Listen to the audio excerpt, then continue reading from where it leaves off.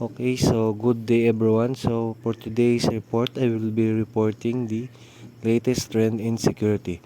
So in latest trend security, this topic will be focusing on cyber security since most of the latest trend or innovation in security happen in cyber security or the internet. Introduction. In the ever-evolving landscape of digital era, security has become a paramount concern. This report explores the latest trends shaping the realm of cybersecurity, emphasizing the importance of staying informed to counter emerging threats effectively. So like I said kanina, no, so yung report is more on cybersecurity because in today cybersecurity is a popular siya. So in turn nagkakaroon din is nagiging popular din siya sa mga kriminal. So nangyayari is kailangan ng mga bagong innovation in terms of security to combat these emerging threats. Okay, so for the first innovation or trend in security, we have Zero Trust Architecture.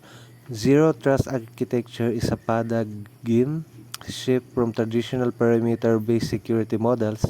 In this approach, no entity, whether inside or outside the network, is trusted by default. Continuous verification and monitoring of users, devices, and application characterizes this model, enhancing security against advanced threats.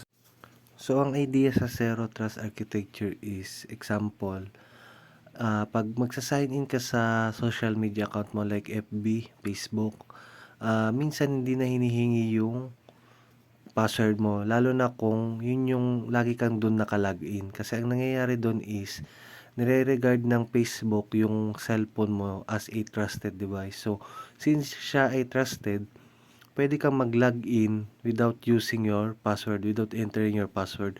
So, sa Zero Trust Architecture, ito yung pine-prevent niya. Pine-prevent niya na magkaroon ng trusted device.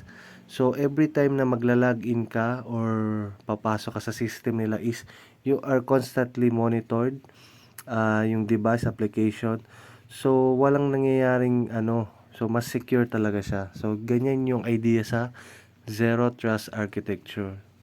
So, for the second trend, artificial intelligence and machine learning in security. The integration of AI and ML in security operation is a game changer. This technology enables systems to identify patterns, detect anomalies, and learn from user behavior. They play a crucial role in the threat detection, predictive analysis, and the automation of response to emerging cyber threats. So, ang idea sa artificial intelligence and machine learning in security is, for example, you create a YouTube video. So, gusto mong padamihin yung views. So, naisip mong gawin is, kukuha ka ng cellphone din, ikaw na paulit-ulit mo siya ipi-play ng paulit-ulit sa cellphone mo para dumami ang views. Pero ang mangyayari dito is, dahil sa artificial intelligence and machine learning, madedetect niya yung behavior nung device na yon. Madedetect niya na parang paulit-ulit lang siya paulit-ulit lang siya na pag-replay ng video. So, parang matitrigger nun yung security sa YouTube.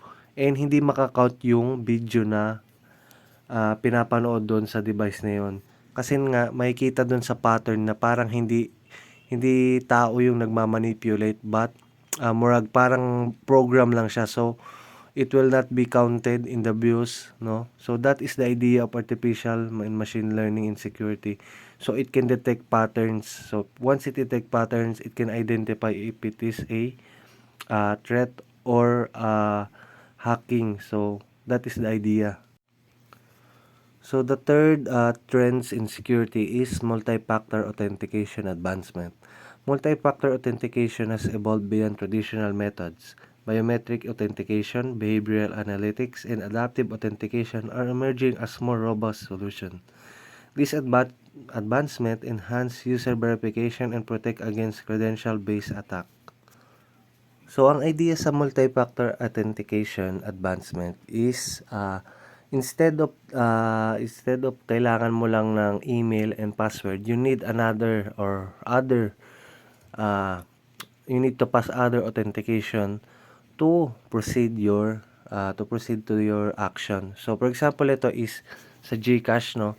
So, you need your facial verification bago mo siya mabuksan, especially kung bagong cellphone ka maglalagin, no?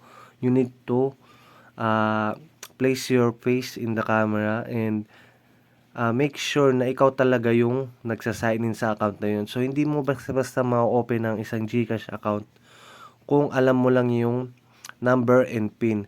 So, this is basically the core idea of multi-factor authentication is to add another security layers that are not easily stolen, like your face, your fingerprint, or sending a code to your personal mobile number.